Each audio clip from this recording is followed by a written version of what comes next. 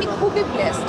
আমার এত এত অভিজ্ঞতা হয়েছে, আমি এত অভিজ্ঞতা নিয়ে ঘরে ফিরেছি, এটা আসলে বলার কোনো অপেক্ষা নেই। আমি বলবো যে মানে এটা আমার জীবনের বেস্ট লেসন ছিল।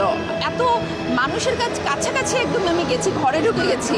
হ্যাঁ, আমি যেমন হচ্ছে যারা আমাদের সিনেমা টং দোকানে বসে দেখতেন, সেই টং দোকানের ওই দর্শকগুলোর কাছাকাছি আমি চলে গেছি। তাদের হাতটা আমার মাথায় রেখেছে, তারা আমাকে দোয়া করে দিয়েছে। আমার কাছে মনে হয়েছে যে আমি অনেক ব্লেসড।